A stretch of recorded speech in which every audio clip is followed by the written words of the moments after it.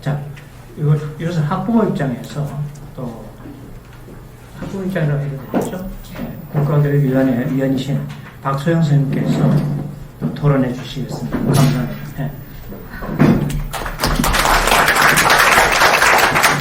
네, 안녕하세요. 저는 오늘 그 학부모의 자격으로 이 자리에 왔습니다. 앉아서 듣고 있다 보니까 학부모의 책임이 참 커서 저도 여러 가지로 반성도 하고 통감을 많이 하게 됐습니다. 오늘도 저희가 학부모가 이 자리에서 같은 목소리를 또 내지 않으면 이게 또 교사와 또 이렇게 가르치시는 분들의 일방적인 목소리인 것처럼 될까봐 제가 오늘 이 자리에 좀 나왔습니다. 대한민국 교육이 지금 무너지고 있다. 오늘은 저희가 붕괴라는 말까지 썼는데 참 참담하시죠? 네. 저도 어떻게 보면 학부모도 교육의 주체라고 얘기를 하시는데, 학부모들도 워낙 다양하고, 선생님들 다양하신 것처럼 학부모도 다양하다 보니까 저희들이 목소리가 또 지나치게 갑질 민원과 악성 민원으로 민원을 제기하는 사람으로 또 그렇게 이번 사건에서 둔갑이 돼서 참 저희가 학부모 입장에서도 참 안타깝다. 그리고 또 우리가 함께 반성을 해야 되지 않겠나 이런 생각을 했습니다. 문제는 여러 가지가 있다고 봅니다. 학력 저하 문제, 학교 폭력 문제, 입시 문제, 또 점점 그 잔혹성이 심해지고 있는 그 청소년 범죄, 모든 것이 아마 복합적으로 이루어져서 이게 지금 교실 붕괴까지 온 건데요. 이번에 이제 서희초 교사의 어떤 안타까운 죽음이 또 우리 사회에 어떻게 보면 각계각층의 반성의 목소리를 나오게 하는데 정말 중요한 또 역할을 했다라는 생각이 들고요. 오늘 전체적으로 보면 저도 그 학생인권 조례 부분에 대해서도 언급을 하겠지만, 아까 우리 박상현 선생님께서 말씀해 주신 것처럼 교사 내부적으로 어떤 자성의 목소리를 내주시는 부분에 있어서 저는 정말 존경스럽다는 말씀을 드리겠습니다. 그 학부모도 저도 학부모 대표로 여기 나와 있지만 학부모도 반성하지 않으면 이걸 권리를 주장할 수 없는 거거든요. 그래서 저희 이번 사건으로 인해서 많은 학부모들이 나는 또 혹시 어떤 악성 민원자가 되지 않았나, 난 또 갑질 민원을 하지 않았나 이렇게 되돌아보는 그런 계기가 됐으면 좋겠다는 생각이 듭니다. 그런데 문제는 항상 자성의 목소리를 내는 사람들은 별 문제가 없으시죠. 그러시죠? 네, 선생님들도 자성의 목소리를 내시는 분들은 늘 존경받고 계시고 여전히 학교 현장에서 학부모님들한테 좋은 선생님으로서 좋은 인상을 남겨주고 계십니다. 마찬가지입니다. 학부모도 교육을 하고 뭐하고 하면 들어야 될 사람은 사실 안 듣습니다. 네. 맨날 듣는 사람은 똑같이 나와서 듣죠.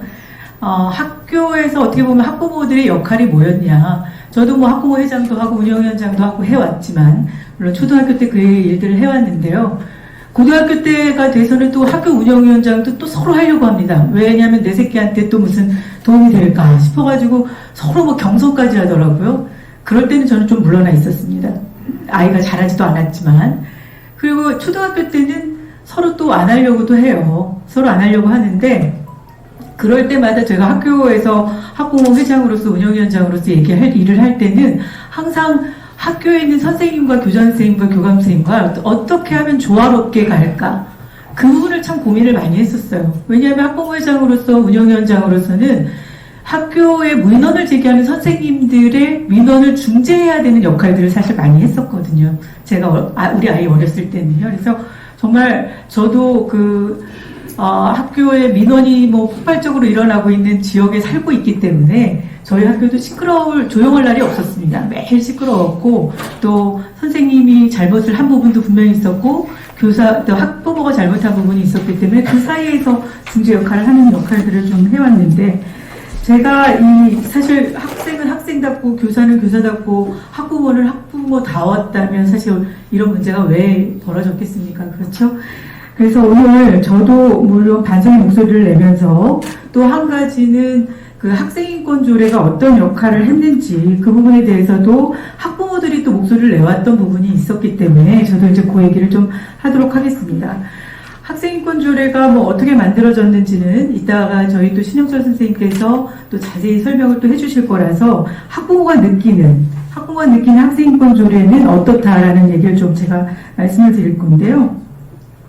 그 학생인권조례 13조 2항이 보면, 물론 이제 학생인권조례 제가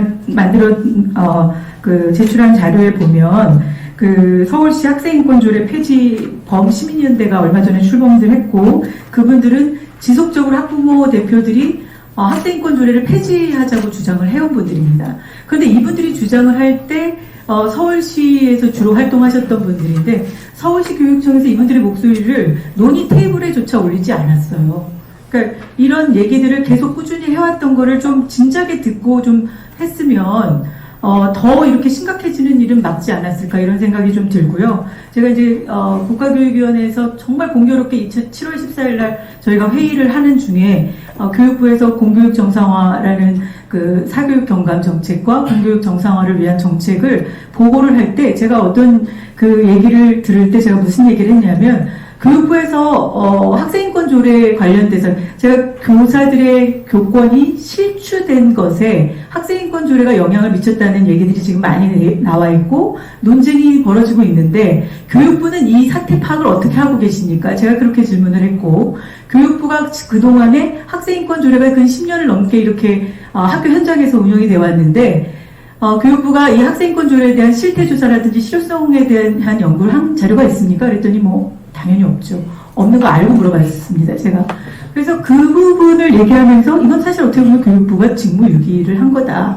아까 정책을 만들어내는 사람들이 현장에서 어떻게 그 정책이 적용이 되는지, 현장에서 어떤 파장이 일어나는지, 어떤 문제가 생기는지를 바로바로 진단하고 문제를 제대로 대응을 했으면 이런 일이 벌어지지 않죠.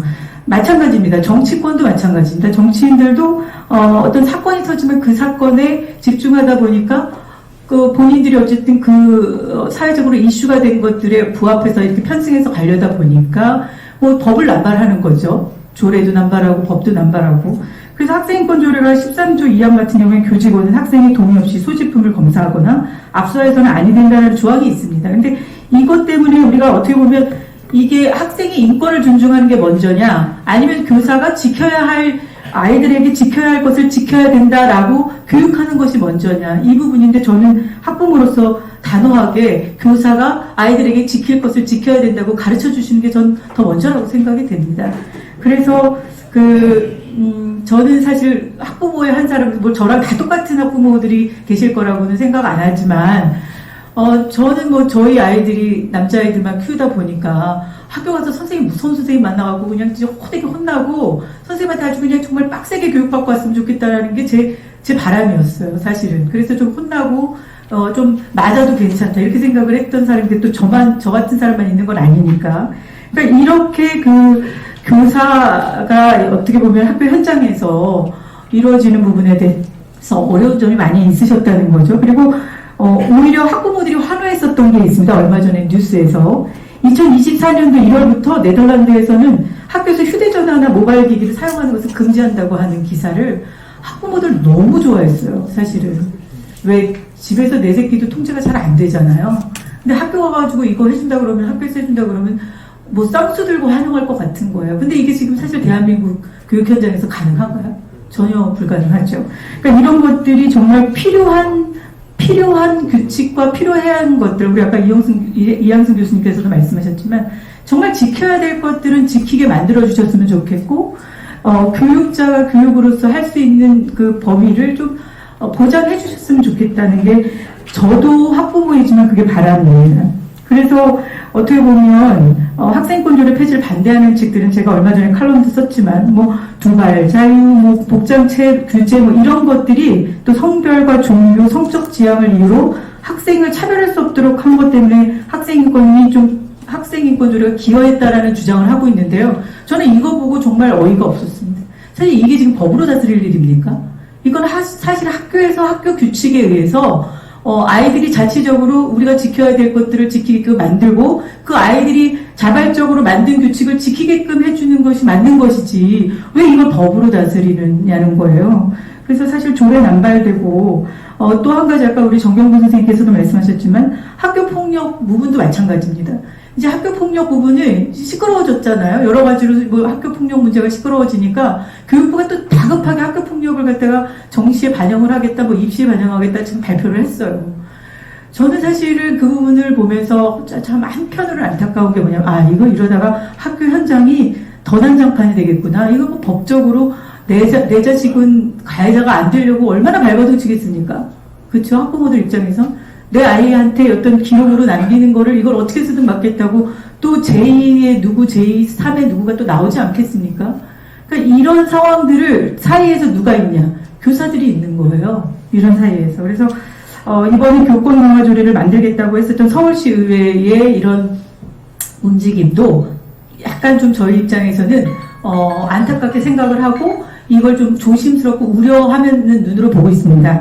그러나 저희 입장에서도 사실은 교사가 어떻게 학부모의 민원을 직접적으로 받아야 되고 몸으로 받아내야 되는 그런 상황들은 좀 피해줬으면 좋겠다는 게 바람입니다. 왜냐하면 어떠한 한 분야에서 뭐가 만들어져서 상담실이 만들어지든 뭐가 만들어져서 교사들이 직접적으로 가르치는 데만 집중하실 수 있게끔 민원을 해결할 수 있는 창구가 만들어져야 된다라는 그런 생각이 있고요. 또 힘든 선생님들이 어떻게 보면 멘탈 관리를 할 수 있는 그런 것들이 뭐 어떤 미국의 투자회사들이나 이런 데는 멘탈 관리하는 정신과 의사도 아예 상주하잖아요. 그러니까 그 정도로 돼 있는 것처럼 저는 이 정신적으로 여러 가지 노동을 하고 있는 선생님들이 이런 멘탈 관리를 해줘야 되는 게 어떻게 보면 보장이 돼야 된다 이런 생각을 하고 있습니다. 마지막으로 학생과 교사와 학부모 이 3주체가 저는 사실은 이 올바른 정당한 학부모의 민원, 학부모가 바라는 목소리까지도 이번 사건으로 인해서 이렇게 모든 악성 민원으로 치부될까봐 저는 또 학부모의 한 사람으로서 또 우려도 되는 일입니다. 그래서 저는 이제는 아까 저 학생인권 조례 같은 거 뭐 정말 뜯어고치면 뭐합니까? 저는 뜯어고치면 누더기는 누더기가 된다고 생각이 들거든요. 그러니까 이 폐기할 건 폐기하고 학생, 교사, 학부모 이 3주체가 조화롭게 학교 문화를 재건립해가지고 나갈 수 있도록 뭔가 새로운 대안이 마련되어야 되는 게 아닌가 이렇게 생각합니다. 고맙습니다. 네.